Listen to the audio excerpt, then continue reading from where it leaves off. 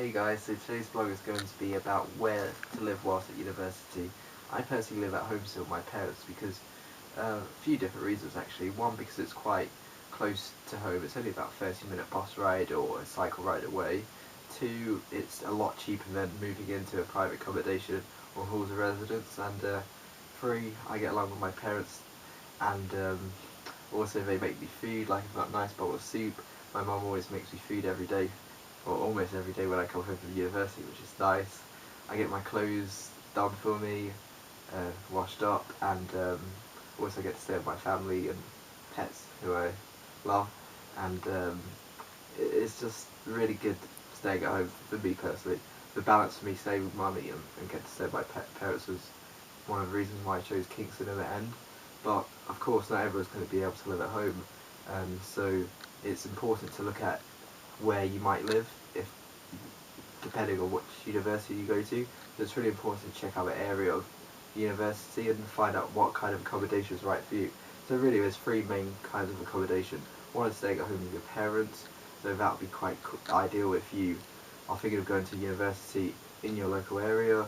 Two would be moving into halls, which is apartment flats by the university, which you usually share with about 5 or 6 other roommates, and that's where you have your own room, and usually you have your own bathroom, and you usually share a kitchen over the corridors.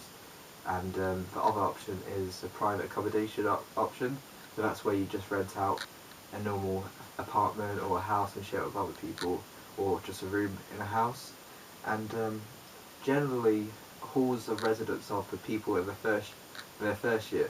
Not everyone who applies for halls of residence gets accepted just because, well, for Kingston anyway, just because there's not enough rooms to fit everyone in, and also because there's certain entry requirements in order to move into halls.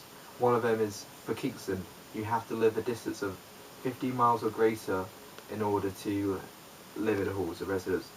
For me, even if I wanted to live in halls, I wouldn't qualify just because I live about 7 or 8 miles away from Kingston train station, so I wouldn't qualify. So it's important to check if you're a borderline person. Then I'll check if I were you. And halls of residence at Kingston varies in price. So you have a lower price options, which are, I think they start around £100, and then you get the more ensuite options with bigger bedroom size, bigger bathroom, that kind of stuff.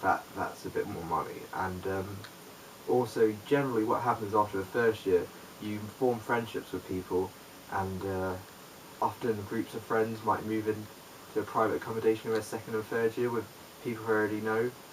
So that's an option to think about later down the road.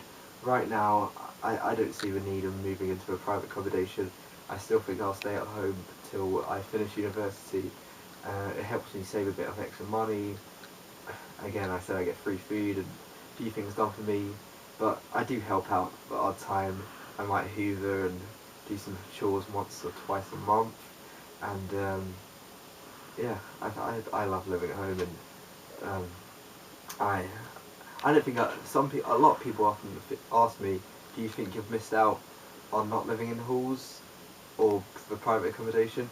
I don't think so much, because I still have my independence, and I get along with my family. I go out whenever I want to, no problems. Sometimes it's a bit of a pain travelling late back at night time for Kingston, but it's not too bad. And although I have stayed at halls a few times and the experience was amazing, it's such a great place. And I definitely think that if you're a person that enjoys parties and socialising with others and making new friends, that halls is probably the best opportunity you'll have in doing all these things without it affecting you so much, whereas I would have to travel back and forth. But if you live in halls, you're at the heart of everything, and you get to know everyone really well. And also, I think that I have known some people who have lived in the halls who have said the opposite, who said halls wasn't right for them because they just wanted to study, focus, relax, but they would always have there would be parties going on, and they just couldn't focus, or people haven't got along with their roommates.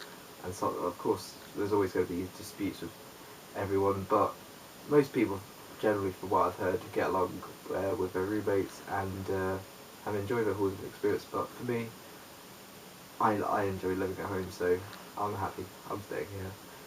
But thanks for watching, guys. Bye.